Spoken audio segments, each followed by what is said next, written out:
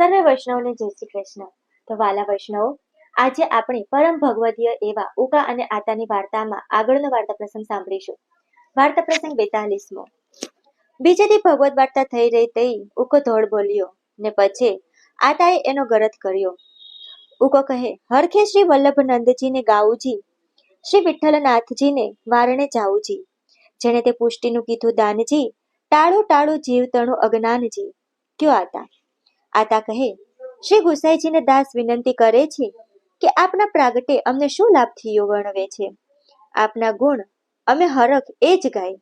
આપના પ્રાગટે અમોને લાભનો પાર નથી. આપ ઉપર અમે વારી જાય. ઉકો કહે, આતા વારી જાય એ શું? આતા કહે, એ વાલપનું વેણ છે. મા દીકરાને કે વારી જાઓ, ધોળી જાઓ, એટલે કે તું સદાય સુખમાં જીવે ને હું ભલે તારા દુઃખ ભોગવું. નાણાના દાન તો જગતમાં સૌ દીએ, પણ પુષ્ટિનું દાન શ્રી ગુસાઈજી વોણું કોણ દીએ? ઉકો કહે, આતા પુષ્ટિનું દાન એટલે શું? આતા કહે, પુષ્ટિનો ગરજ ગાણા બાપા કુંડલાવાળાએ પોપટભાઈ કણે કર્યો હતો, તે હું પાસે હતો. પુષ્ટિ એટલે અનુગ્રહ. ઉકો કહે, તે આતા કૃપા એ શું ને અનુગ્રહ એ શું? આતા કહે, કૃપામાં તો એક જ દાન આપે ને તે પ્રમાણવાળું, ને અનુગ્રહમાં તો પોતાનું વાલું આપી દઈએ. ઉકો કહે, આતા એવું શું આપી દઈએ? આતા કહે, પોતાને વાલા એવા પ્રભુ એ જીવને અનુગ્રહમાં પધરાવી દઈએ. એ દાન દીધું વોણું જીવનું અજ્ઞાનના થોડું જ મટે એમ છે. ઉકો કહે, આતા અજ્ઞાન બીજે શેનેથી ન મટે?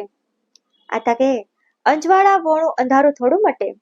એમ જ્યાં લગી ભક્તિએ કરી પ્રભુ શ્રદ્ધામાં ન પધારે ત્યાં સુધી અજ્ઞાન ન જ મટે.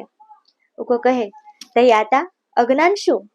આતા કહે, પોતાની હિત કે અહિતને ન જાણે એ અજ્ઞાન.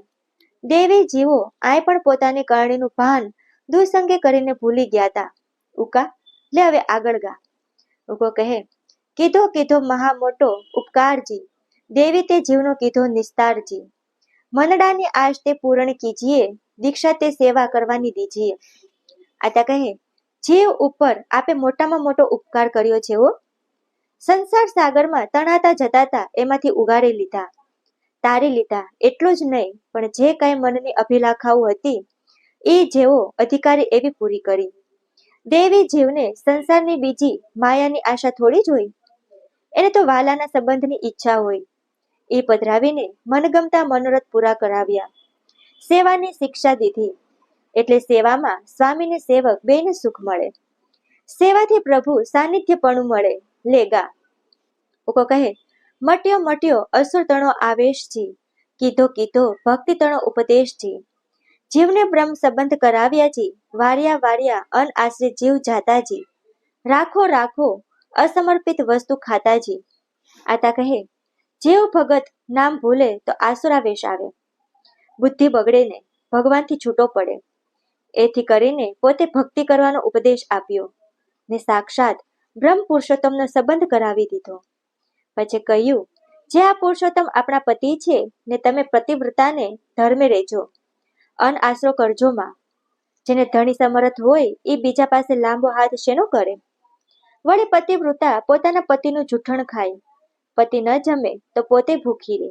એને ખવડાવ્યા વોણું તો પોતે ખાય જ નહીં. એ ધર્મ વૈષ્ણવને જોઈ. કેમ કે ભગવાન હારે સંબંધ જોડાય છે તો એને ધરિયાવોણું કેમ ખવાય? ધરિયાવોણું અન્ન એ કૂતરાની વિષ્ટા જેવું છે એમ શાસ્ત્રમાં કીધું છે. એટલે પ્રભુને ધરીને જ લેવાય. ઉકો કહે, હે આતા ઘણા વૈષ્ણવ ધરિયાવોણું લીએ છે એનું કેમ? આતા કહે, કંઠી ગુરુદેવનું સ્વરૂપ છે એટલે કંઠીને દેખાડીને લીએ. ગુરુ ચરણમાં બુદ્ધિ રાખે તો ગુરુ રક્ષણ કરે. ચરણામૃત પધરાવીને લેવાય તે પણ સારું. અનદોષ તો મટે. વસ્તુ માત્રનો દોષ તેની ઉત્પત્તિ હારે તેમાં રહે છે. ખેતરમાં કે વાડીમાં ખાતર નાખ્યું હોય એનો રસ બધી વહતમાં ચડે એટલે દોષિત થઈ. પણ જો પ્રભુને ધરાય તો દોષ વિયા જાય. લેગા. ઉકો કહે, શ્રીમદ ભાગવત રૂપ પ્રકાશ્યુજી, તે થકી તત્વવેદનું ભાષ્યુજી. બાંધી બાંધી ભક્તિ સિંધુની શેતજી, કીધું કીધું દેવી તે જીવનું હેતજી.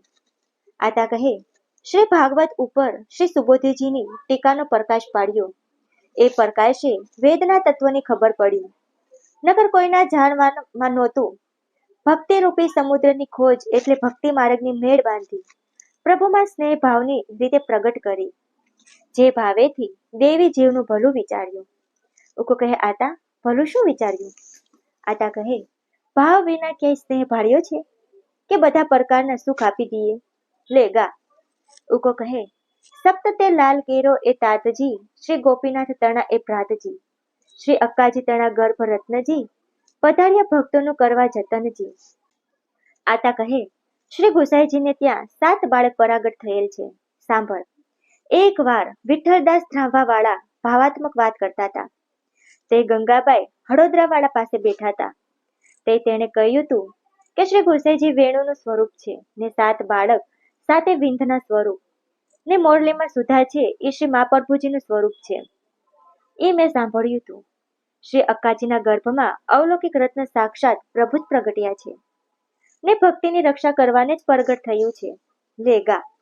ઉકો કહે એ મણી ભક્ત તણે શિર સોહેજી, નિરખતા નિજ જનના મન મોહ્યાજી, શ્રીમદ વિઠ્ઠલના જે દાસજી, એહોના પદ રજની મુજે આશજી. આતા કહે મણી તો માથે શોભે, ઈ જે મણી તેને તો ભક્ત માથા ઉપર રાખે છે એને ભક્ત વારંવાર નિરખે છે. પોતાના હોય એ બધાય પ્રસન્ન થાય છે. ભગવાન તો ભક્તના પ્રેમને વશ છે. વાલાને તો માથે રાખે ને હૈયે રાખે ને ઘડીએ વિસરે નહીં. પણ એ બે વાત ક્યારે બને કે જય આપણા ચરણ કમળની પાસે રહેનાર પરમ કૃપા પાત્ર હોય. એની કૃપા થાય તે બધું પરાપત થાય. ઉકો કહે આતા રજ એટલે શું? આતા કહે રજ એટલે ધૂળ નહીં, પણ એની કૃપા એ રજ કહેવાય. લે ગા. ઉકો કહે વળી વળી એ જ વિનંતી કીજેજી, નિજ્જનને એવા અભયપદ દીજેજી, તેડાવું તે સકલ સૈયર સાથજી, નાચો ગાઓ તાળી તે પાડું હાથજી, છબે પર જન રસિક બલ જાયજી. આતા કહે વળી વળી એટલે વારે ઘડીએ. દાસ એ જ વિનંતી કરે છે કે પોતાના જનને તમારા ચરણોમાં રાખો એટલે અભય થઈ જાય. વાલા, આટલે મારી વિનંતી કબૂલ કરો તો હું એવા આનંદમાં આવું કે મારી બધી બેનપણીઓને બોલાવું ને પછી નાચીએ કૂદીએ ને તાળું પાડીએ.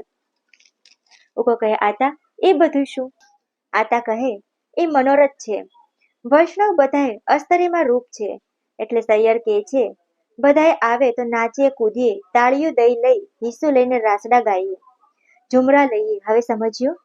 વાલાના ગુણ ગાઈને છબી પર બલિહારી જાય. હવે સુઈ જા. તો વાલા વૈષ્ણવો, ઉકા આતાની વાર્તામાં વાર્તા પ્રસંગ 42 અહીં પૂર્ણ થાય છે. જો તમને વાર્તા પ્રસંગ 42 સારો લાગ્યો હોય તો ચેનલને સબસ્ક્રાઇબ કરજો, વાર્તાને શેર કરજો, લાઈક કરજો. તો હવે મળીશું આપણે આગળના ભાગમાં આગળની વાર્તા સાથે.